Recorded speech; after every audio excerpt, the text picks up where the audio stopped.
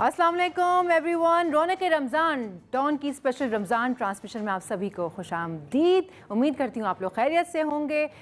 दोपहर 1 बजे से दोपहर 1 बजे से रात 8 बजे तक आपका और मेरा साथ जो है वो रहेगा। वैसे रिपीट पे भी चलता रहता है, मेरे ख्याल से हम ही लोग आपको दिखाई देते होंगे डॉन पे।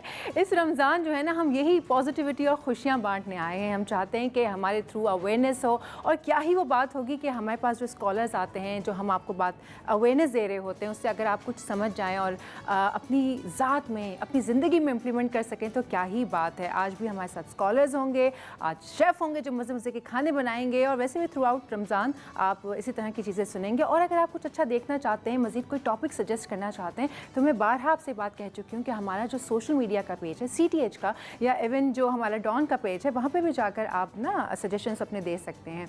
सो अब जो है ये वाली रौनक रमज़ान की 6 से 8 वाली ट्रांसमिशन में मेरा और आपका साथ रहेगा, और खाली मैं और आप नहीं होंगे बल्कि हमारे साथ शेफ़ भी होंगे। तो वही सेगमेंट है अराउंड द वर्ल्ड।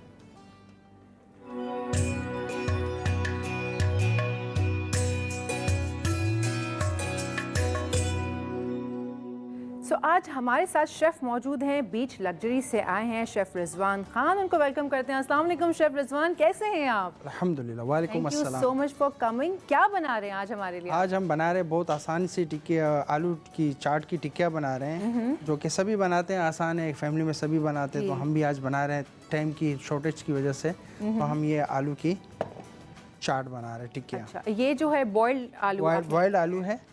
तो हम स्टार्ट करते हैं। बिल्कुल बिल्कुल जी, स्टार्ट करते हैं क्योंकि टाइम हमारे पास बिल्कुल ही कम है। ये है ज़ीरा 2 टेबल स्पून हम इसमें ऐड कर रहे हैं। ये कोरिएंडर, ये ड्राई। और जब किचन में काम करते हैं तो हाइजीन का ख्याल रखना सबसे ज़्यादा ज़रूरी होता है। आई एम श्योर आपके किचन में भी वहाँ पे बीच लग्जरी में काफ़ी ख्याल रखा जाता होगा। तो इसीलिए जो है ना, हमारे साथ मौजूद हैं डेटॉल, आप देख सकते हैं स्क्रीन पर। और डेटॉल जो है बहुत ही ज़बरदस्त एक लिक्विड सोप, और उनका हैंड वॉश, उनका जो सोप है बहुत ज़बरदस्त है। ज़्यादातर आम बीमारियां जो हैं वो हाथों से ही फैलती हैं, इसीलिए डेटॉल सोप और डेटॉल लिक्विड हैंड वॉश से हाथ धोने से मिले आपको और आपकी फैमिली को हर तरह की बीमारियों से कंप्लीट हिफाजत। डेटॉल से मिले पूरी फैमिली को प्रोटेक्शन रोज़ाना। तो ये ग्रीन चिल्ली, कोरिएंडर, और ये धनिया वगैरह भी हमने डाल दिया, और ये है सॉल्ट हस्बे जायका। अमूमन तो टीवी में देखा होगा, सभी यूज़ कर रहे होते हैं, लेकिन दोबारा से रिपीट करवा रहा हूँ मैं। जी जी बिल्कुल। ये आपने प्याज ऐड किए? जी हाँ, प्याज, chopped onion, chop onion. Okay. और ये है इमली का पल्प, मतलब टर्मरिक पाउडर पेस्ट। ये हमने तकरीबन बड़ा मज़ेदार से एक जायका आ जाएगा उसके अंदर। ये लेकिन जब शेफ़ आके प्रॉपर बनाते हैं तो भाई जाहिर सी बात है, उनकी रेसिपीज़ में जान तो होती है, ऐसा तो नहीं होता। और रेसिपी बहुत झटपट है। अगर ये आलू बॉयल और ये सब चीज़ें रखी हो तो विद इन मेरे ख्याल से 5 to 10 मिनट्स आप आराम से बना लेंगे इसको। बिल्कुल। और ये कितने लोगों के लिए तैयार हो जाएगी? ये तकरीबन कोई 2 से 3 लोगों के लिए तैयार हो जाएंगे। 5 ग्रैंड आलू है इसमें। ओके। वैसे शेफ़, इसको तो आम दिनों में भी बना के माएँ लंच बॉक्सेस में भी दे सकती हैं बच्चों को। अब मेहमान आ रहे हैं घर में, आप तब भी बना सकते हैं, है ना? ये तो इस तरह के डिशेज़ हैं जो शाम में आप टी टाइम पे बहुत इजीली आप उसको बना भी सकते हैं। जी, रमज़ान में तो खासकर रमज़ान में तो बहुत खाते हैं बच्चे ये। जी जी बिल्कुल, बच्चे बड़े सभी खाते हैं इस तरह की चीज़ें बहुत शौक से। अब इसको हम टिक्कियाँ बनाएंगे? जी हाँ, इसको हम टिक्कियाँ बनाएंगे। पहले इसको हम अच्छी तरीके से। अच्छा, इसके साथ हम कोई ड्रिंक भी बनाने वाले हैं? जी हाँ। वो कौन सी ड्रिंक? पीना कोलाडा बनाएंगे? पीना कोलाडा हम बनाएंगे, जो कि बहुत ही अच्छा लजीज। पीना कोलाडा किसको नहीं पसंद?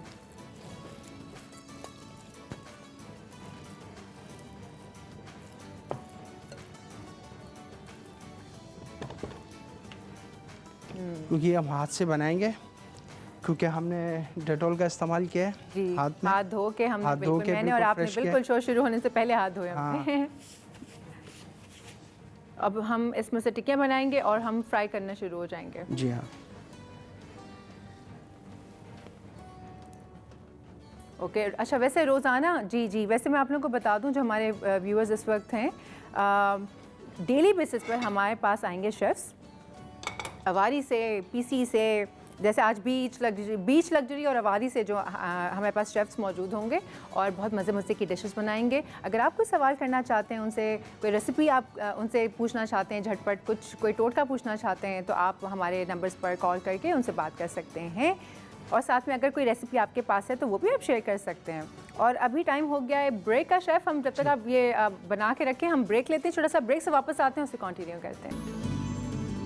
रौनक रमज़ान में एक मरतबा फिर खुशामदीद। हमारे साथ शेफ़ मौजूद हैं, शेफ़ रिजवान बीच लग्जरी होटल से, और वो बना रहे हैं ज़बरदस्त किस्म की आलू की टिक्कियाँ जो बहुत ही मुनफरद स्टाइल में उन्होंने बनाई हैं। जो मसाला जात और जो इंग्रेडिएंट्स उन्होंने इस्तेमाल किए हैं ये मैंने अभी तक वाकई इस तरह से मैं ख़ुद जो बनाती हूँ मैंने नहीं बनाए। हर शेफ़ का अपना अंदाज़ होता है, अपने हाथ का एक जायका होता है, तो भाई वो मुझे दिखाई दे रहा है कि कम्प्लीटली फुली ट्रेंड और बहुत मज़ेदार भी होंगी। आप देख सकते हैं उन्होंने इस ब्रेक में उनको शेप दे दिया। अच्छा शेफ, इसको सिर्फ राउंड शेप के अलावा कोई और शेप दे जी? और भी शेफ ट्रायंगल भी दे सकते हैं, स्टार भी कर सकते हैं, राउंड भी कर सकते हैं, क्रोकेट्स वगैरह शेप होते हैं, थोड़ा सा कुछ भी दे सकते हैं ना, वो भी दे। और ये मैंने अंडा फेंटा तो अंडे में लगा के हम इसको डीप करके। अंडे में आपने कुछ ऐड नहीं किया? नहीं, अंडे में कुछ, इसको सिर्फ डिप करेंगे, डीप करेंगे और उसको हम फ्राई करेंगे। ओके, तो इसके लिए हम थोड़ा सा ऑयल लेंगे। अच्छा जी, बिल्कुल अच्छा, लेट। कुछ लोग अंडा नहीं पसंद करते, हाँ, तो फिर उसका क्या है कि हम अगर अंडे की कोटिंग नहीं कर रहे तो फिर उसका अल्टरनेट इसमें हम ब्रेड क्रम्ब लगा सकते हैं। ब्रेड क्रम्ब लगा के हम वो करते हैं। यहाँ देखें कि हमने इसमें ना मैदे का इस्तेमाल किया, ना ही कोई चने का आटा वगैरह कुछ भी नहीं इस्तेमाल किया हुआ है। बहुत सिंपल और आसान रेसिपी है, और ये आप अदरवाइज़ भी बना सकते हैं। रमज़ान के अलावा भी टी टाइम में लंच बॉक्सेस में दे सकते हैं बच्चों को बना के, और इसको आप बना के रख दें। अच्छा, ये जो आलू की, जो बॉइल्ड आलू की इस तरह की रेसिपीज़ होती हैं, इनको 1-2 दिन से ज़्यादा रखते नहीं हैं फ्रीज़र में। ये भी मैं आपको बता दूँ कि भाई बना के 1 हफ्ते के आपने रख दिया अंदर, तो ऐसा नहीं होता है। इसको आप बस जिस दिन बनाते हैं उसके नेक्स्ट डे तक यूज़ करें, उससे ज़्यादा यूज़ ना करें। और ये शेफ़ ने तलने शुरू कर दिए हैं, ये आप देख सकते हैं अपनी स्क्रीन पर। शेफ, हमने कितने इसमें आलू डाले थे टोटल? बड़े 3 आलू थे ना? 3 आलू थे तकरीबन। अच्छा, वैसे रेसिपी कार्ड थोड़ी देर में आपकी स्क्रीन के ऊपर आ जाएगा, आप रेसिपी कार्ड देख के उसको लिख के रख सकते हैं। देखिए 4 आलू हमने कर लिया, बाकी रह गया 5, इसको भी हम कर लेते हैं। जी, रेसिपी कार्ड आपकी स्क्रीन पर, आलू की टिक्कियाँ पढ़ सकते हैं। इंग्रेडिएंट्स: बॉइल्ड पोटैटोज़ तकरीबन आधा किलो के करीब, onion 100 grams, green coriander, mint leaves, dry coriander crushed, और इसके अलावा है इसमें ज़ीरा डला है, ज़ीरे को थोड़ा सा भून कर उन्होंने क्रश किया है, और ब्लैक पेपर भी क्रश्ड है, रेड चिली भी क्रश्ड है, ग्रीन चिली और टर्मरिक पाउडर है। उसके अलावा सॉल्ट हस्बे ज़ायका, एग्स हैं। अगर शेफ़ ने कहा अगर आप एग्स के उसमें डिप करके उसको फ्राई नहीं करना चाहते तो आप ब्रेड क्रम्स भी यूज़ कर सकते हैं। और ऑयल है तलने के लिए, और साथ उन्होंने डाला था इमली का पानी, और ये तकरीबन तैयार हो गए। इसकी सबसे ज़्यादा जो अच्छी बात है एक तो ये कि आलू किसको नहीं पसंद, शायद ही कोई दुनिया में ऐसा इंसान होगा कि जिसको आलू नहीं पसंद है। और ये इस तरह की जो रेसिपीज़ होती हैं, अगर आप घर में बिरयानी बना रहे हैं, चाइनीज़ राइस बना रहे हैं, पुलाव बना रहे हैं, और आपका दिल नहीं है शामी कबाब वगैरह बनाने का क्योंकि ऑलरेडी इन चीज़ों में गोश्त होता है, तो आप ये बहुत आसानी बना के साथ में शेयर कर सकते हैं।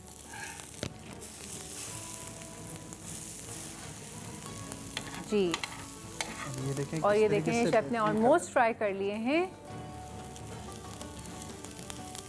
अच्छा शेफ़, अगर जैसे मैं ख़ुद भी ऐसे ही करती हूँ, मुझे ना ज़रा इस तरह की चीज़ें क्रिस्पी अच्छी लगती हैं, उसका जो टॉप लेयर है, तो मैं अंडे में लगा कर उसको फिर ब्रेड क्रम्स लगाती हूँ, और फिर वो ज़रा सा वॉल्यूम भी लगता है और ज़रा प्रेजेंटेशन ब्रेड क्रम्ब से वो करते हैं, है ना? हाँ बिल्कुल, उससे क्या क्रिस्पी हो जाता है थोड़ा सा। जी, और अगर ज़्यादा एक बार कभी कभी मैं ऐसे भी किया, मैंने एक स्टंट खुद ही से देखने के लिए कि उसकी कोटिंग कितनी अच्छी हो जाती है, तो मैंने अंडे में डिप किया, फिर ब्रेड क्रम्स में, फिर अंडे में डिप किया, फिर ब्रेड क्रम्स में, तो एक बहुत खस्ता, बहुत अच्छी थिक लेयर हो गई थी उसकी। आप स्क्रीन पे देख सकते हैं,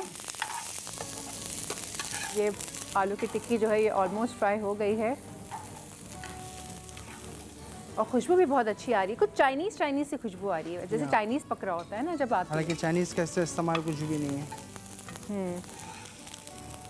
जी, अच्छा, इसके साथ इसकी सॉस भी बनाने वाले हैं हम, इसके साथ सॉस सर्व होगी ना? इसके साथ जो है ना हम सॉस यूज़ करेंगे, ये कौन से शंग्रीला का, नेशनल वालों का, नेशनल का हम जी, नेशनल का केचप, और साथ में है केचप और चिली गार्लिक सॉस, और काफ़ी सारे सॉसेस हैं, thick and delicious, made with real tomatoes, Pakistan number 1 ketchup, Pakistan favourite ketchup और बहुत ही ज़बरदस्त है। मतलब ये तो हर घर की ज़रूरत भी है, पसंदीदा भी है और हर घर के बच्चे के लंच बॉक्स का हिस्सा होता है ये। और कितनी बैलेंस्ड इसकी वो स्वीट और टैंगी फ्लेवर होता है, मुझे सबसे ज़्यादा वो मज़ेदार लगता है। और फ्रेश टोमेटोज़ का इसका अरोमा होता है बिल्कुल। और आप कुछ भी चाइनीज़ है, पाकिस्तानी फूड है, रोल, पराठा, बारबेक्यू, आप कुछ भी खा रहे हो, आप नेशनल का कुछ भी उठा लें। इनकी इवन मेयोनीज़ देखिए, मेरा फेवरेट जो है इनका, ये जो इनके डिप सॉसेस हैं ना जिन्होंने इंट्रोड्यूस करवाएं, अमेजिंग, बहुत ही ज़बरदस्त है जी। और साथ में इनका जो नेशनल का चाट मसाला जो होता है ना, ओ हो भाई, चाट मसाला कहाँ यूटिलाइज़ नहीं कर सकते आप, बस ये पूछें, क्योंकि पकौड़ों में भी ऐड कर सकते हैं आप, चाट में भी ऐड कर सकते हैं आप, बारबेक्यू जब आप बनाते हैं तो बारबेक्यू के ऊपर भी मैं एक लेयर लगाती हूँ चाट मसाले के। और भाई last but certainly not least, French fries. हाय अल्लाह, जब फ्रेंच फ्राइज़ हों, चाट मसाला ना हो, वो भी नेशनल का, मुझे वो फ्रेंच फ्राइज़ नहीं लगते। और नेशनल के इसके अलावा आप देख सकते हैं बहुत वसी रेंज है, डिफरेंट इनके मसालाजात भी होते हैं नेशनल के। इसके अलावा भी काफ़ी रेंज है, अगर आप जाएं किसी ग्रोसरी स्टोर पर तो आपको काफ़ी चीज़ें मिलेंगी। अच्छा शेफ़, ये हो गए तैयार हमारे? ये जी तैयार हो गया कबाब हमारा, ये टिक्किया हमारी तैयार है ऑलमोस्ट। सिर्फ 1-2 मिनट के लिए हमें इसको टर्न करना है और ये हमारी टिक्किया तैयार है। टिक्किया तैयार है, इसको हम केचप के साथ भी खा सकते हैं। चिली गार्लिक हम ये केचप के लिए हम इसमें नेशनल का केचप, नेशनल का चिली गार्लिक सॉस, अभी हमने क्या डाला है, ये chilli garlic sauce, chilli garlic sauce, ठीक है। हम इसके साथ भी खा सकते हैं। और नेशनल का हम ये बारबेक्यू मायोनीज, ये देखें, वाह, ये कटिंग भी दिखानी चाहिए थी वैसे आपको। लोग जो है ना सबसे ज़्यादा इंटरेस्टेड इसमें होते हैं, ये टमाटर कटते कैसे हैं, ये क्यूकम्बर ऐसे शेप कैसे दिया जाता है। ये तो नहीं, वो तो जब शेफ़ सिखाते हैं तो फिर तो समझ आ जाता है। ये शेफ़ अपनी ना सीक्रेट रखते हैं ना, सिखाते नहीं है। आप देख सकते हैं स्क्रीन पे क्या ही खूबसूरत प्रेजेंटेशन है, खुशबू भी यकीन जानिए बहुत गज़ब की आ रही है। और ये जो रखा है ना प्रेजेंटेशन के लिए भी खाना होता है, इसको आपने छोड़ना नहीं होता। ये टमाटर, चिकम्बर, खीरा, टोमेटो, सब चीज़ें खाने की होती हैं।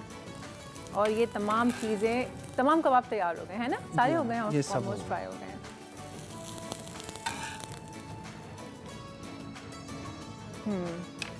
ज़बरदस्त ज़बरदस्त। वैसे अभी थोड़ी देर में कराची की अज़ान का वक्त हो जाएगा, हम सभी रोज़ेदार हैं, रोज़ा खोलेंगे। तो थोड़ी देर के बाद जब हम ब्रेक लेंगे और ब्रेक से वापस आएंगे तो फिर हम ड्रिंक बनाएंगे पीना कोलाडा, जो शेफ़ की वो भी स्पेशल रेसिपी होगी। आई एम क्वाइट श्योर, जैसे उन्होंने कबाब बनाए ज़बरदस्त। अरे हाय हाय, आप ज़रा स्क्रीन उधर लेके जाइए ज़रा, क्या ही ज़बरदस्त प्रेजेंटेशन है।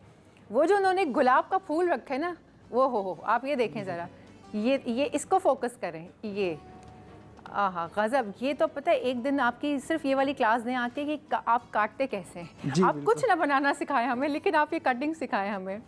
ऑसम, बहुत ही ज़बरदस्त लग रहा है शेफ़, बहुत अच्छा लग रहा है और ये खाने में भी बहुत अच्छा होगा। अज़ान का वक्त होने वाला है, हम सभी, हमारी पूरी टीम रोज़ा खोलेगी। उसके बाद इफ्तार के बाद हम हाजिर होंगे आपके सामने, आपके साथ, और प्रोग्राम को आगे बढ़ाएंगे। Let's take a break.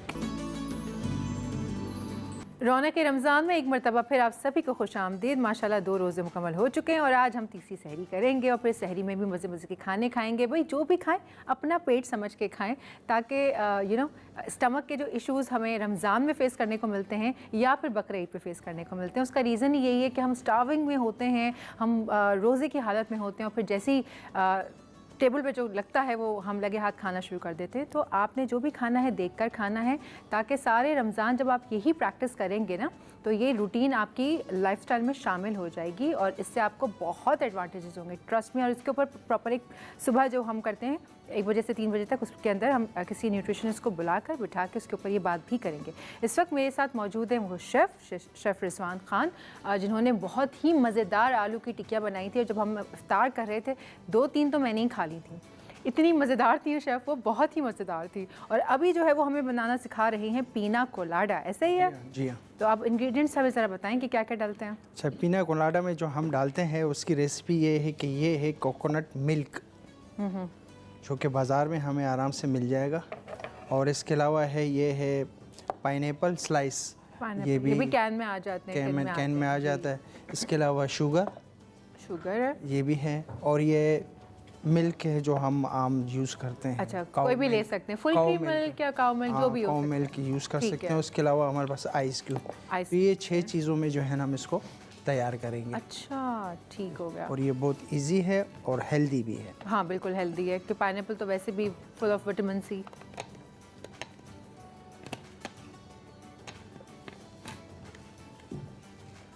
अच्छा वैसे अशरफ, कोकोनट मिल्क ना अक्सर और बेशतर अवेलेबल नहीं होता मार्केट में, और स्पेशली जब आपको चाहिए होती है ना कोई चीज़ तो बहुत मुश्किल हो जाता है। इसका कोई ऑल्टरनेट है इसमें क्या? जी हाँ, जिसमें जब हम मार्केट में जाते हैं ना तो हमें कोकोनट क्रश जो पाउडर होता है ना, पाउडर वो आम मार्केट में या किसी भी दुकान वगैरह में आम से मिल जाता है जी। तो उसको हम क्या करते हैं कि हल्का सा उसको हम पानी में भिगो के रखते हैं। भिगोने के बाद इसको हम छान लेते हैं, अच्छी तरीके से छान लेते हैं। तो वो उसका जो वाइटनेस है ना वो मिल्क की शक्ल में वो नीचे आता है। तो उसका भी हम इस्तेमाल कर सकते हैं। इस्तेमाल कर सकते हो। फिर वो कोकोनट भी पूरे दूध के साथ डाल सकते हैं? नहीं, वो नहीं डाल सकते हैं, वो फिर अलग फ्लेवर हो जाएगा। वो अलग हो जाएगा फ्लेवर, सिर्फ उसका मिल्क यूज़ कर सकते हैं। मिल्क यूज़ करना है। ऐसे ही शेफ़ मैंने ना तिल के साथ किया था। तिल जो होते हैं मैंने उसको रात को भिगो दिया और सुबह मैंने उसको ग्राइंड किया। वो तिल का पूरा प्रॉपर मिल्क बन जाता है। वो उसमें high calcium, high vitamin C, vitamin D, इतना वो कोई पावरफुल मिल्क होता है। उसको फिर आप बनाना शेक वगैरह में यूज़ कर लें, अमेजिंग होता है वो। तो ये हमने कोकोनट मिल्क इसमें इस्तेमाल किया और चीनी हस्बे जायका जितनी ज़रूरत हो उतना इस्तेमाल करने। वैसे कम ही डलती है, कम ही डलती है हाँ। और ये हम इसमें आइस क्यूब और थोड़ा सा थिकनेस इसका अगर ज़्यादा है ना तो हम इसमें थोड़ा सा पानी का इस्तेमाल भी हम कर लेते हैं। ठीक है, अब ये हो गया हमारा।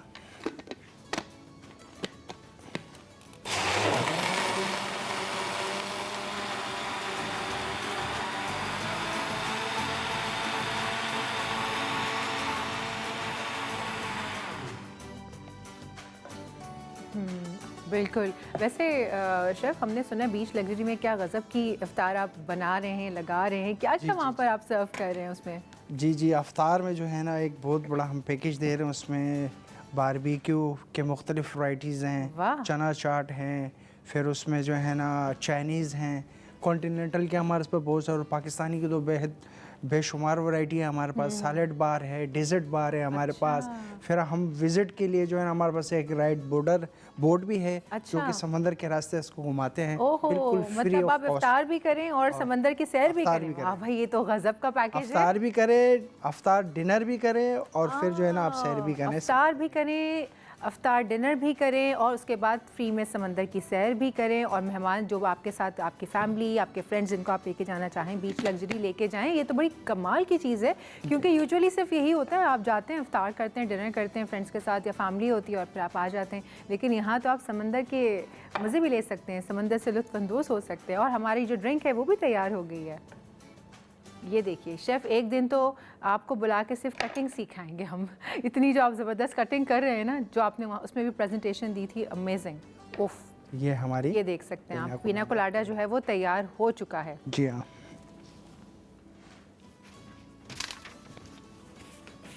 जी, और आप देख सकते हैं स्क्रीन पर आने वाला है रेसिपी कार्ड।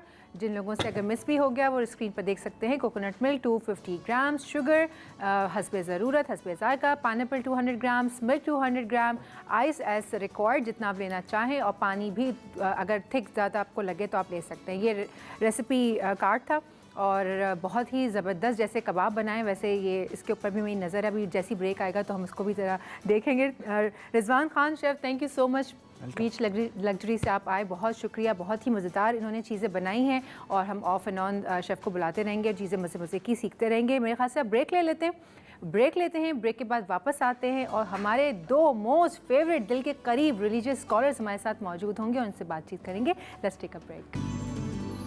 रौनक रमज़ान में एक मरतबा फिर आप सभी को खुशामदीद। मैंने जैसे आपको कहा था कि ब्रेक के बाद जब हम वापस आएंगे तो 2 हमारे हर दिल अजीज़ स्कॉलर्स मौजूद होंगे, डॉक्टर सरवत अस्करी साहिबा और मुफ्ती नूर रहमानी साहब। अस्सलाम वालेकुम। वालेकुम अस्सलाम। बहुत बहुत खुशामदीद। माशाल्लाह से 2 रोज़े हो गए, कैसा फ़ील कर रहे हैं आप लोग? बहुत अच्छा माशाल्लाह से, और बहुत आसान रोज़े जा रहे हैं माशाल्लाह से। मौसम भी प्लेजेंट है ना इस तरह से। अच्छा मुफ्ती साहब, मैं आपसे शुरू करना चाहूँगी कि जब रोज़ा रखते हैं तो ज़ाहिर सी बात है सहरी होती है, तो सहरी की फ़जीलत क्या है? क्योंकि हमारे यहाँ एक फ़ैशन बन चुका है सहरी में ना खाने का, या बहुत ही मिनिमम इंटेक रखना कि भाई बस इतना काफ़ी है, हो गया, दिल नहीं ले रहा, दिल नहीं चाह रहा, या जबरन सहरी करना। मैं चाहती हूँ हम शुरू से इस बारे में बात करें कि जी सहरी कितनी अफजल है, उसकी फ़जीलत क्या है? नहमदु व नसल्ली अला रसूलिहिल करीम, अम्मा बाद, फ़अऊज़ु बिल्लाहि मिनश शैतानिर रजीम, बिस्मिल्लाहिर रहमानिर रहीम।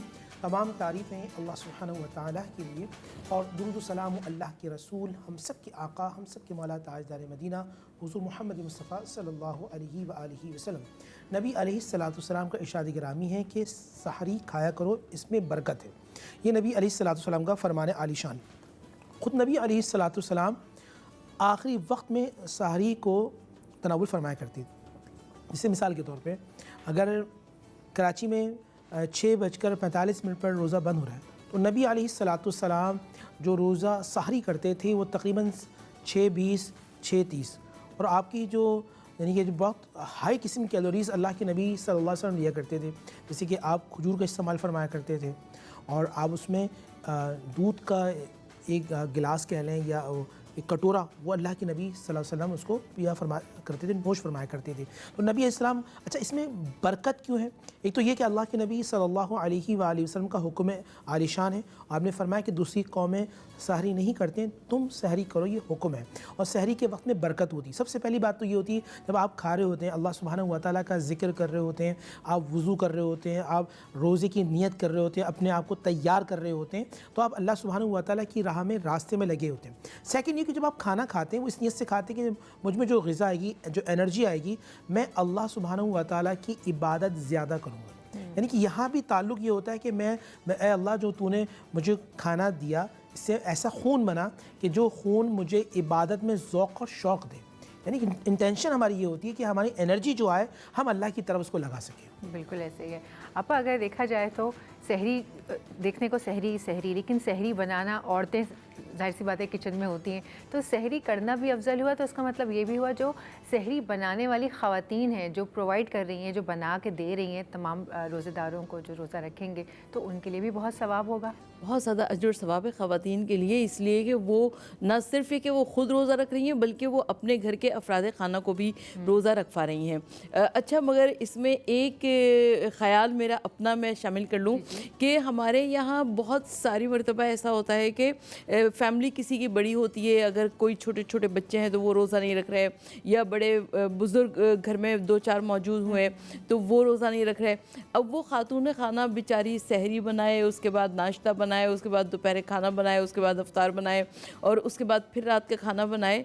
तो हमको भी रोज़ेदार को सहूलत और सहूलत से फैज़याब करना बहुत ज़रूरी है।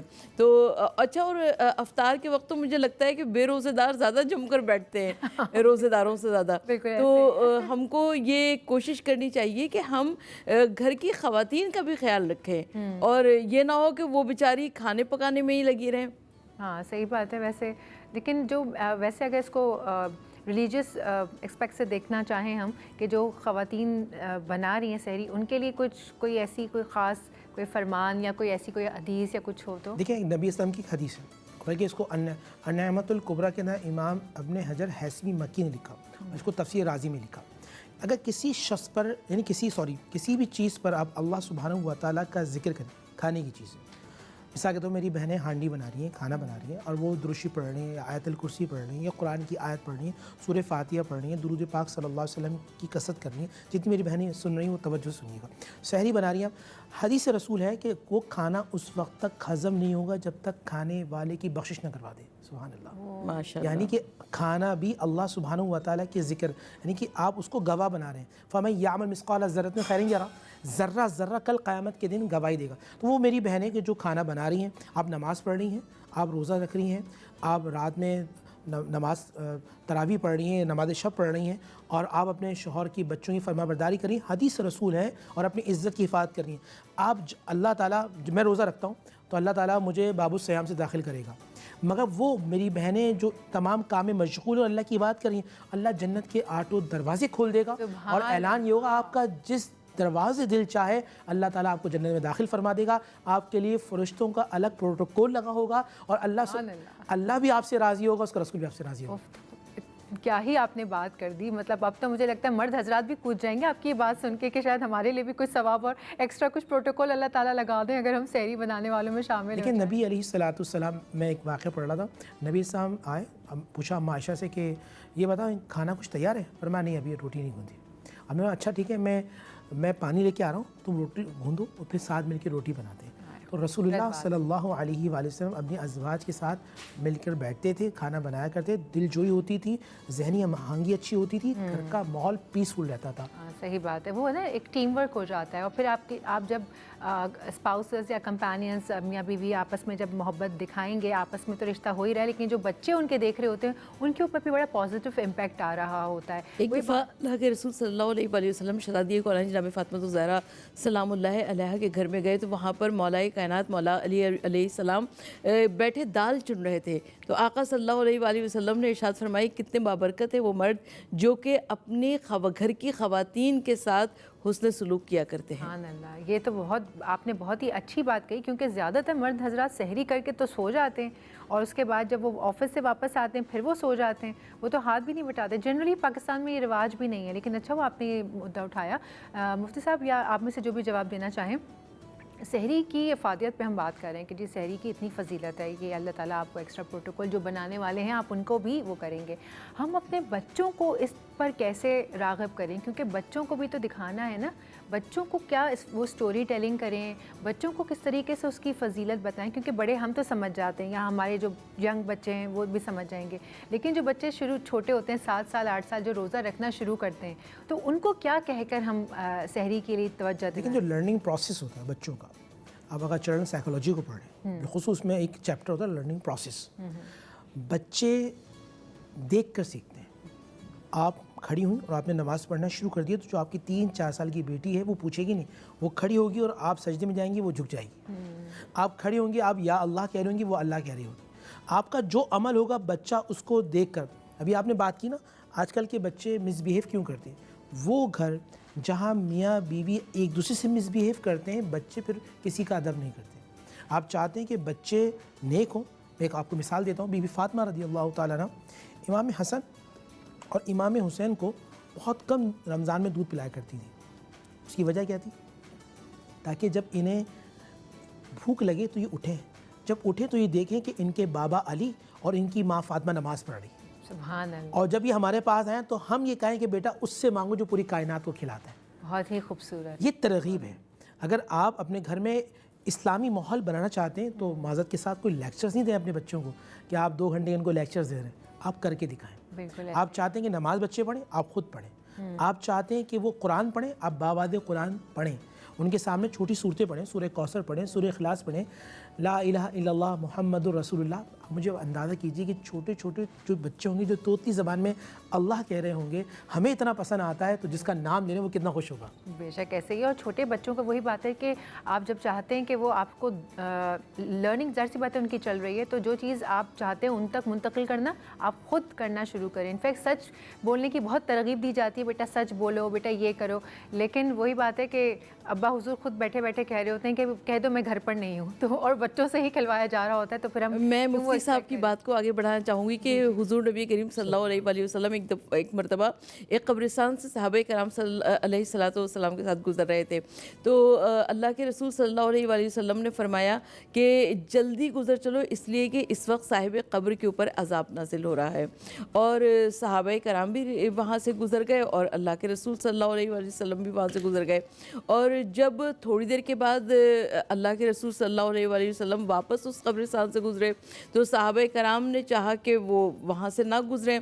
अल्लाह के रसूल सल्लल्लाहु अलैहि वसल्लम ने फरमाया कि मरने वाले का एक छोटा सा बच्चा था, आज वो पहली मरतबा मदरसे गया, मदरसे में जाकर उसके उस्ताद ने उसको पढ़ाया कि कहो बिस्मिल्लाहिर रहमानिर रहीम। अब वो जब उस अल्लाह को रहमान और रहीम के नाम से याद किया गया तो परवरदिगार आलम ने उसकी कब्र से अजाब को हटा लिया। सुभान अल्लाह, सुभान अल्लाह, क्या ही खूबसूरत बात बताई है आपने। अब वक्त हो गया एक छोटे से ब्रेक का, ब्रेक लेते हैं, ब्रेक के बाद वापस आएंगे और फिर ये गुफ्तगू आगे बढ़ेगी। रौनक रमज़ान में एक मरतबा फिर खुश आमदीद। और मुझे दिल से एक बहुत खुशी हो रही है कि ये जो हमारे सामने रिलीजियस स्कॉलर्स बैठे हुए हैं ना, वो इतने खूबसूरत अंदाज से हमें वो तालीमात दे रहे हैं जिनकी एक्चुअली ज़रूरत है, जिनकी एक्चुअली मतलब ये वो बातें हैं या ये वो तालीमात हैं जो घर घर जानी चाहिए। आधी मतलब वो जो होती है ना, हम ऊपरी ऊपरी बातें बता रहे होते हैं, अल्लाह एक है, रमज़ान आ गया, रोज़े रखो, हज, सवाब, दैट्स इट। लेकिन ये वो तालीमात हैं जो आपके बच्चे को देनी चाहिए। ये वो बातें हैं जो घर में बैठ के डिस्कस होने वाली हैं। और अगर आपने अभी टीवी लगाया है तो मैं आपको बता दूँ, 2 मशहूर और मारूफ रिलीजियस स्कॉलर्स हमारे साथ हैं, और डॉक्टर साहिबा हैं, डॉक्टर सैवत हैं, मुफ्ती नूर साहब हैं, और ये वो स्कॉलर्स हैं जो हर साल आके हमारे साथ बैठते हैं और बहुत ही सादा अल्फाज में आपको दीनी तालीमात देते हैं और वो दिल को लगती हैं जाकर। हम लोग बात कर रहे थे सहरी के हवाले से, अब थोड़ी सी अफ्तार के उस पर भी, फजीलत पर भी अच्छा, बात मैं कर लेते एक बात की वजाहत करती चलूँ कि अगर बहुत सारे अफराद ऐसे हैं जो कि सहरी नहीं करते हैं या नहीं कर सकते हैं, या आँख खुली तो अजान हो रही थी, तो क्या उनका रोज़ा नहीं होगा? नहीं, उनका भी रोज़ा हो जाएगा, और बग़ैर सहरी के भी उनका रोज़ा हो जाएगा। तो हमको इस बात का भी ख्याल रखना चाहिए। जी, मतलब परेशान होने की बात नहीं है। अगर सहरी निकल गई, आँख बाद में खुली है, तो आप सहरी की दुआ पढ़ के रोज़ा रख सकते हैं। हाँ, रोज़ा रख सकते हैं। अच्छा, यहाँ एक जुमला और भी ऐड कर दूँ मैं। मस्जिद में था, सवाल नौजवान मुझसे किया, नौजवान लड़का था, मतलब कितनी देर तक खा सकते हैं? मैंने उनसे कहा कि भाई आप इंसान के बच्चे हैं, अल्लाह ने आपको कैमल नहीं बनाया कि आप पानी अखज़ कर लें, स्टोर कर लें और वो आपकी चर्बी जो है ना वो यूटिलाइज़ होती है। अल्लाह ने आपका मैदा दिया है, और ये मैदा इसलिए कि ताकि आप भूख प्यास को बर्दाश्त कर सकें। इसका एक कॉन्सेप्ट ये भी है ताकि गरीब, यतीम, बेसहारा लोगों की जो भूख है आपको एहसास हो कि वो ज़िंदगी किस तरह गुजारते हैं। मुफ्ती साहब, जैसे आजकल बहुत सारे अफराद जी प्यास से बचने के लिए ये टोटका, भूख से बचने के लिए टोटका, अगर भूख और प्यास का एहसास नहीं होगा तो वो रोज़ा कहाँ कहलाएगा? ये तो है ही, वो सब्र का ही तो आपका इम्तिहान है बेसिकली, कि आप कितना ज़्यादा सब्र करके और नफ्स पे काबू रख के आप मौलाए कायनात क्या कह रहे हैं, मुझे गर्मियों के रोज़े बहुत ज़्यादा पसंद है, और गर्मियों के रोज़े में टफ बहुत है। बहुत टफ होता है। अभी तो हम पाकिस्तान का मौसम बहुत अच्छा है, बता करें जून जुलाई का मौसम हो और आप बाहर काम कर रहे हैं, और अल्लाह के जितने नेक बंदे वो क्या कह रहे हैं, हमें ये रोज़ा पसंद है कि हम इबादत कर रहे हैं और हमें मालूम चल रहा है कि सब्र किसे कहते हैं। सब्र के इब्तिदाई हिस्से में बंदा राज़ी हो जाए ना, हदीस है, अल्लाह कहता है फिर मेरी जन्नत उस पर वाजिब हो गई। इतनी खूबसूरत बात है। लेकिन वही आपकी वाली बात कहूँगी कि हम जो रोज़ा रखने से पहले ही इलायची खा लो, दही खा लो, प्यास की शिद्दत महसूस ना हो तो ये ना हो तो यूँ ना हो, भाई मुझे तो लगता है कि आपको वो सब चीज़ें फील करनी चाहिए। बिल्कुल, एक भूख और प्यास का नाम ही रोज़ा है ना। बिल्कुल, एक तो इसके 2 हैं। अब मुझे आप करेक्ट कीजिएगा कि मैं गलत हूँ। एक तो ये कि आप वो अल्लाह के लिए कर रहे हैं, दूसरा ये कि आपको दूसरे लोगों का भी एहसास होता है कि वो लोग जो सारा साल नहीं खा पाते हैं, जिनके पास 2 वक्त का खाना नसीब नहीं होता जिनको, तो वो कैसा महसूस करते हैं जब वो खाली पेट होते हैं। मुझे लगता है ये सिर्फ हमारे लिए रोज़ा नहीं है, वो एहसास कुल कायनात के लिए अल्लाह ताला ने रखा है। ऐसे ही वो साहब ना, बिल्कुल इस तरह से अगर हम इस चीज़ को आगे लेकर बढ़ें कि जैसे मैंने कल भी कहा था कि भाई आप इफ्तार बनाते हैं तो एक ट्रे निकाल के अपने गार्ड को, आगे जो जाने वाले लोग हैं आप उनको दे दें। ये जो इफ्तार बनती है और इफ्तार किसी को करवाना, एक तो इफ्तार बनाना घर में, वो एक सवाब अलग। सोनिया, मैं एक दफ़ा आ रही थी कहीं से, जी। तो हमारे घर की पिछली गली में एक चौकीदार वगैरह 2-4 बैठे हुए थे, और वो उन्होंने अपने दरमियान में अफ्तार रखा हुआ था। कितना मुख्तसर सा वो अफ्तार था कि मुझे देखकर आंखों में आंसू आ गए। तो अगर और इतने बड़े बड़े वहाँ पे बंगले थे, अगर एक एक घर से एक एक प्लेट भी आ जाए तो हाँ, बिल्कुल, तो उन गरीबों का भी बिल्कुल ऐसे ही। यही मैं बार बार कह रही हूँ कि आपके घर में कोई खाना ही बना हो ना, इफ्तार ना भी बनाए, कोई लोग होते हैं खाना बना लेते हैं, डायरेक्ट आप खाना खा लेते हैं, दाल चावल ही क्यों ना बने हो, आलू कीमा ही क्यों ना बना हो, 2 रोटी 3 रोटी के साथ आप निकल के तो देखें, जिसकी किस्मत में वो रिस्क लिखा होगा ना, वो आपके सामने खुद चलता हुआ नजर आ जाएगा। सही बात है। मुफ्ती साहब, हम बात करेंगे कि जो इफ्तार करवाने की जो फजीलत है, कि किसी का जब आप रोज़ा खुलवाते हैं तो उसकी क्या फजीलत, क्या है? बिस्मिल्लाहिर्रहमानिर्रहीम। अल्लाह के नबी सल्लल्लाहु अलैहि वसल्लम एक लेक्चर डिलीवर कर रहे हैं सहाबा के सामने। फरमाया जो किसी मुसलमान भाई को इफ्तार कराता ऐसा गोया उसने पूरी उम्मत मुस्लिमा को इफ्तार कराया, जितने लोग हैं। अच्छा, नबी इस्लाम से पूछा, या रसूलल्लाह इस्लाम क्या है? आप फरमाते हैं भूखों को खाना खिलाना इस्लाम है, यानी कि जो भूखा है और आप उसे खाना खिलाते हैं। कुछ काम ऐसे होते हैं, मिसाल के तौर पे मैं चाहता हूँ अल्लाह ताला मेरे गुनाहों को माफ़ फरमाए, मैं चाहता हूँ मेरी ज़िंदगी में बरकत हो, मैं चाहता हूँ मेरे बच्चे बीमार ना हो, मैं चाहता हूँ अल्लाह ताला मेरी आसानियाँ पैदा फरमाए। तो आप अल्लाह के बंदों के लिए आसानियाँ पैदा करना शुरू कर देंगे, अल्लाह आपके लिए आसानी पैदा करेंगे। आप ये चाहते हैं आपके रिस्क में बरकत हो, तो आप अल्लाह की मखलूक को खिलाना शुरू कर दें। आप जितना अल्लाह की मखलूक को खिलाते रहेंगे। मेरे वालिद साहब रहमतुल्लाह अलैह की मिसाल देते थे कि बनी इसराइल में एक शख्स था, वो मूसा अलैहिस्सलाम जा रहे हैं, उसने कहा कि ए मूसा आप अपने रब से कहें कि मुझे एक ही मरतबा खाना दे दें, एक ही मरतबा दे दें। मूसा अलैहिस्सलाम के अरसे के बाद गुजरे तो देखा हुआ लंगर चल रहा है, लोग खाना खा रहे हैं। फिर अल्लाह के पास गए कि परवरदिगार, तू इस बंदे ने कहा था एक मरतबा दे दे, तूने सारा रिस्क उसे एक मरतबा दे दिया। अल्लाह ने अब देखें जवाब क्या दिया, फरमाया मूसा पहले मैंने उसके रिस्क दिया था, अब जो खाने वाले आ रहे हैं मैं उनसे उनका रिस्क इस बंदे को दे रहा हूँ। माशा यानी आप किसी बंदे को खाना खिला रहे हैं तो उसका नसीब भी अल्लाह ताला आपके माल में इंक्लूड कर रहा है। आपके माल में अल्लाह बरकत अता फरमाते जा रहा है। अल्लाह आपकी परेशानी आजमाइश को दूर करता चला जा रहा है और आपके माल में अल्लाह इतनी बरकत अता फरमाएगा कि आपका तसव्वुर नहीं होगा। ये तो रूहानी मामला थे। कल क़यामत के दिन अल्लाह क्या प्रोटोकॉल देगा ये आप जानेंगे और अल्लाह जानेंगे। ये तो अल्लाह और बंदे के फिर मामलात हैं, नियतों के मामलात हैं, अल्लाह जाने और बंदे जाने। अब ब्रेक का वक्त हो गया है, ब्रेक लेते हैं और ब्रेक के बाद हाजिर होते हैं। रौनक के अफ्तार में एक मरतबा फिर खुशामदीद। हम लोग बात कर रहे थे सहरी के हवाले से, बात कर रहे थे हम सब्र के हवाले से, सहरी की फ़जीलत के हवाले से बात की। हमने बात की कि बच्चों को किस तरीके से आप उन सांचों में ढाल सकते हैं जिसमें आप ख़ुद चाहते हैं कि आपके बच्चों को आप उस तरह से देखें, रोज़ा रखते हुए, नमाज़ पढ़ते हुए, सच बोलते हुए। तो हम इसी गुफ्तगू को आगे बढ़ाते हैं। मैं आप दोनों से ही सवाल करना चाहूँगी कि जैसे हम इफ्तार की बात कर रहे थे कि आपने इतना खूबसूरत एक किस्सा सुनाया कि जब आप एक इंसान इफ्तार करवाता है एक किसी दूसरे इंसान को, तो गोया पूरी उम्मत को ही इफ्तार करवाता है और अल्लाह ताला उसमें कितनी भी बरकत डालता है, आपके अपने काम बहुत आसान हो जाते हैं। तो ये जो नियत करना है, इफ्तार करवाना है, इसके ऊपर ये पूरी आपकी जो नियत किस तरह से आप बनाएं, वो जो होता है ना कंजूसी कि बस एक आदमी को करवा देता हूँ एक दिन, अब बस एक दिन तो करवा दी थी, 2 दिन के बाद, तो इस बात पे रोशनी डालें कि आपका दिल भी आपको उतना ही बड़ा करके रखना है, तब जाके आप नियत कर सकेंगे। कंजूसी के ऊपर मैं चाह रही हूँ कि आप बात करें। देखिए मैं इफ्तार करवाऊँ और तकरीबन 1000 लोगों को कराऊँ, बात समझिए, नेक काम ज़रूर है। हर वो काम, नेक काम जो अल्लाह के लिए किया जाए वो काबिल कबूल है। नेक काम दिखावे के लिए हो तो वो काबिल कबूल नहीं है। नियत कैसे हो?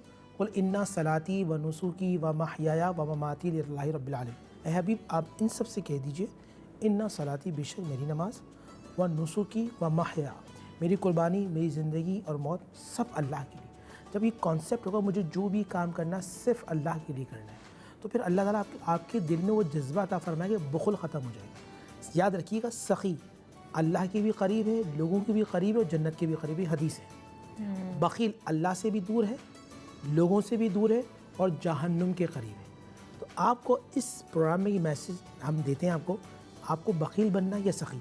बखील बनेंगे तो अल्लाह से दूर होंगे, सखी बनेंगे अल्लाह आपसे करीब होगा और आप अल्लाह के करीब होंगे। बिल्कुल ऐसा ही है मुफ्ती साहब। बहुत सारे ऐसे लोग भी हैं जो दिखावे के लिए बहुत सारी चीज़ें कर रहे होते हैं, मतलब वो हमें नज़र आ रहा होता है कि ये अब जैसे ऊँट के गोश्त को जो है वो आप इफ्तार में करवा रहे हैं, इसकी क्या ज़रूरत है? आप एक नुमाइश के जी ऊँट कट रहे हैं तो ऑस्ट्रिच आ रहे हैं तो ये हो रहा है तो वो हो रहा है, उसकी जगह आप कई नॉर्मल खाना, चले बकरा सब खा सकते हैं, उसकी मछली आप कर सकते हैं, आप मुर्गी कर सकते हैं। जहाँ आप ऑस्ट्रिच या ऊँट को 100 लोगों को खिला रहे हैं, आप चिकन में और मटन में करके आप 500 लोगों को भी खिला सकते हैं। तो ये जो दिखावा है ये क्यों बढ़ता चला जा रहा है? देखिए हम इस्लाम से दूर है। शिर्क असगर का है, ला तुशरिक बिल्लाह इन्ना शिर्क ला ज़ुल्मुन अज़ीम। कुरान क्या है? बेटा शिर्क नहीं करना, शिर्क बहुत बड़ा गुनाह है जिसकी मुआफ़ी नहीं है। और दिखावा, दिखलाना, रियाकारी छोटा शिर्क असगर है।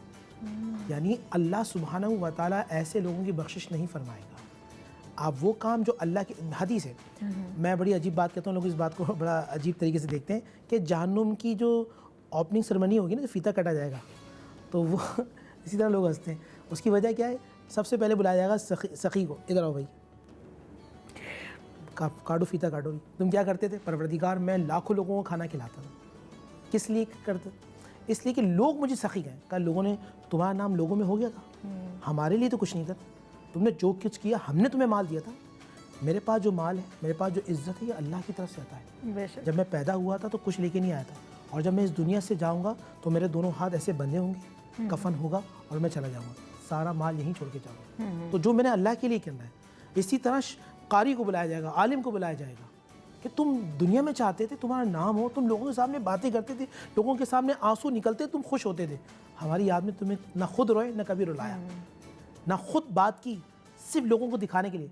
तुम्हें शोहरत इज़्ज़त नहीं दिया था, जाओ जहन्नुम के अंदर जाओ, शहीद को भी डाला जाएगा। तो वो सखी अगर लोगों को दिखलाने के लिए जाते हैं कि ऐसा ना कि सबसे पहले जहन्नुम में हमारी एंट्री हो, और जहन्नुम के उस गले के अंदर की हदीस है कि जहन्नुम खुद उससे पनाह मांगती है। तो बस सफ़र आप अगर अभी इसी बात को थोड़ा सा औरतों के साथ भी रिलेट करते हैं, क्योंकि घर में जो घर का सिस्टम चलाने वाली होती है वो औरतें ही होती हैं बेसिकली। अगर कोई मर्द नियत करता है किसी चीज़ के लिए तो पीछे से औरतें ही होती हैं जो सपोर्टिव किरदार अदा कर रही होती हैं। तो औरत का ख़ुद का दिल बड़ा करना, औरत को ख़ुद को समझाना इस्लामी ढांचे में अपने, ये नहीं कह रही कि मैं बिल्कुल ही कोई आप रिलीजियस उस पर चले जाओ, लेकिन फिर भी एक अल्लाह से जो औरत का ताल्लुक़ बनना, ये कितना अहमियत का हामिल है? बहुत ज़्यादा अहम है, इसलिए कि अगर मर्द दीनदार हो तो घर की दहलीज तक दीन आता है, और अगर औरत दीनदार हो तो घर के अंदर दीन आ जाता है। तो औरत का दीनदार होना बहुत ज़रूरी है।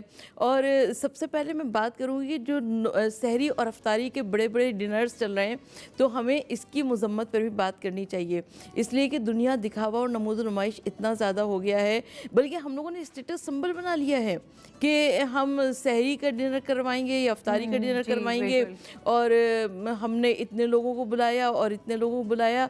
अच्छा, सबसे बड़ी बात ये कि लोग बाज़ारों में फिर रहे होते हैं और होटलों में अफ्तारी और सहरी के डिनर्स कर रहे होते हैं और नमाज का वक्त जा रहा होता है।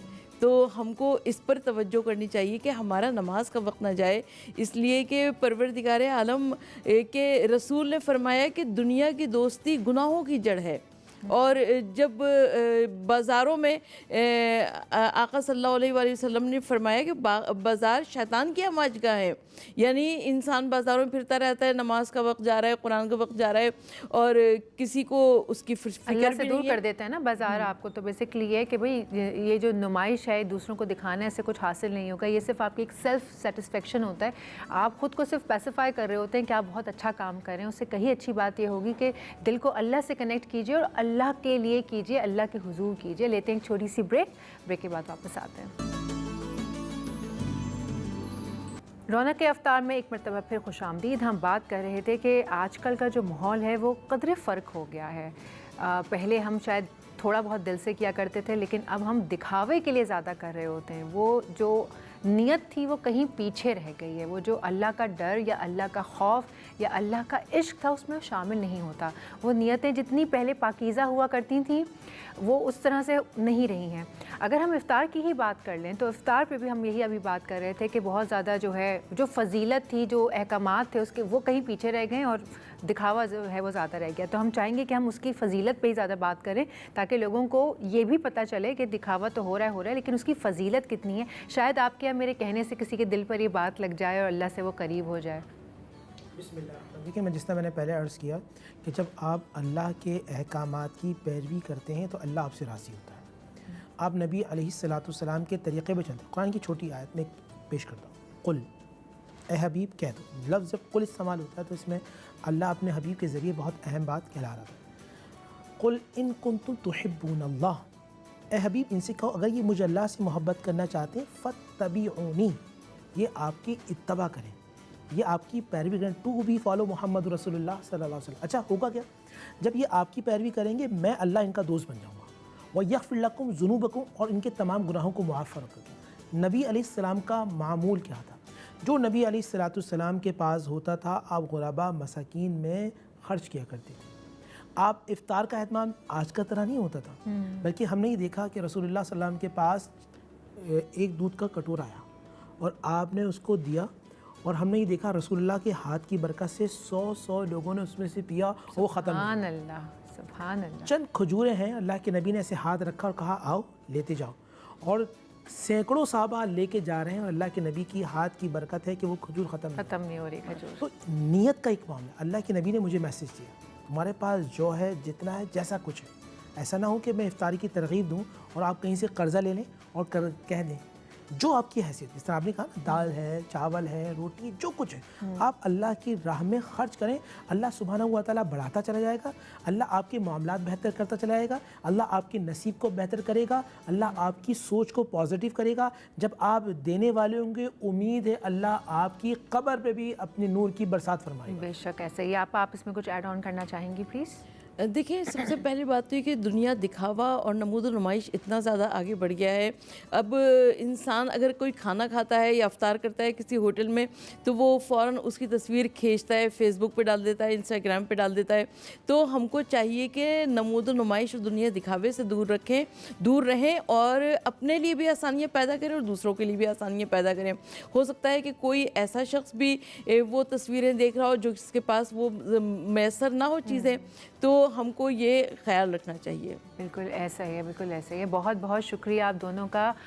मैं एक मरतबा फिर दिल से शुक्रिया अदा कर रही हूँ। उसका रीज़न ये कि जितनी सादा और अल्फाज में, सादा ज़बान में जब आप बात करते हैं ना, लोगों के दिलों में आप घर कर गए हैं माशाल्लाह माशाल्लाह, और अल्लाह ताला आप लोगों को ऐसे ही रखे। तो नाज़रीन और हाज़रीन, ये था आज की ट्रांसमिशन का हिस्सा पूरा, जो 1 बजे से लेके 8 बजे तक लगा रहा, और ये रौनक पूरे रमज़ान इंशाल्लाह ताला हम आपके सामने लगा के रखेंगे। इससे आपको फैज़याब होंगे, इससे आपको सोशल अवेयरनेस तो मिल ही रही है, साथ में हम हमारे प्लेटफॉर्म के थ्रू हम जो भी और दीनी मालूमात या वो तमाम मसाइल जिनका हम यूजुअली हमें जिनके बारे में नहीं पता होता, हम मुफ्ती साहब से और इन लोगों से डिस्कस करके आपके सामने वो रखते हैं। तो उम्मीद करती हूँ कि आपको पसंद आ रहा होगा। हमारे सोशल मीडिया पेजेस पर जाके आप फीडबैक्स दे सकते हैं। CTH का पेज जो चाय टोस्टर होस्ट का पेज है, या डॉन न्यूज़ के सोशल मीडिया पे आपके फीडबैक्स हमारी सर आँखों पर। मेरी और आपकी मुलाकात होगी कल 1 बजे, और उसके बाद जो है वो सिलसिला जारी रहेगा इस पूरी रमज़ान। अभी मुझे दीजिए इजाज़त। सोनिया सुंदर साइनिंग ऑफ। अल्लाह हाफ़िज़।